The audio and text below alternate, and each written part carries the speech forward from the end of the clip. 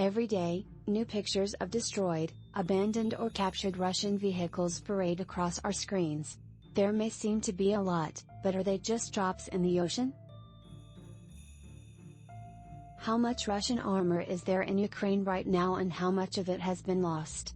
The answers are not simple, but we can make some decent estimates. To start with, we should be clear that we are talking about armored vehicles in general. While journalists sometimes use tank to describe any military vehicle, it is only properly applied to tracked vehicles whose main function is fighting other tanks. There are plenty of other armored fighting vehicles, ranging from reconnaissance vehicles to self-propelled guns and infantry carriers. Actual tanks only make up a fraction of the numbers and the combat power. Before the invasion, the final estimates from official U.S. sources put the Russian forces at approximately 120 Battalion Tactical Groups, or BTGs.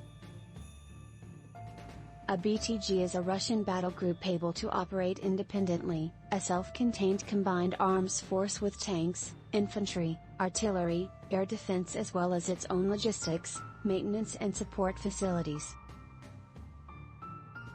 The Russian army as a whole could generate perhaps 160 BTGs in total, so 120 to 75% of the complete force, is perhaps the largest expeditionary force that could be assembled, and this assessment has not been seriously challenged.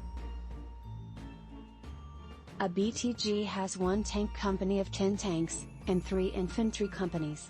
This would typically include one company with 10 BMP tracked infantry vehicles and 2 with 10 BTR wheeled personnel carriers each. This gives a total of 40 armored vehicles in the front line. So 40 vehicles multiplied by 120 Battalion Tactical Groups would give a total of 4,800 armored fighting vehicles.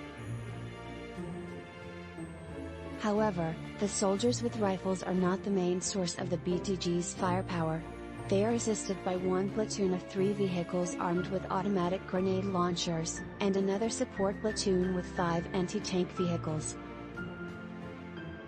Behind them is a formidable array of artillery, typically 3 batteries of 2 152mm self-propelled guns, 2 batteries of 3 multiple launch rockets with reload vehicles, and 2 batteries of 3 120mm heavy mortars. Artillery, which Stalin termed the god of war, is likely to inflict more casualties than the frontline troops.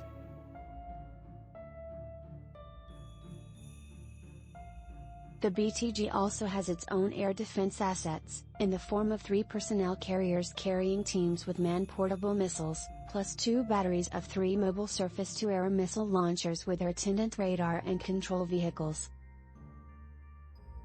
Add to this a reconnaissance platoon, a recovery unit with 5 tracked vehicles to tow broken down armor, plus 3 command and headquarters vehicles, and the total number of armored vehicles in the BTG is around 85.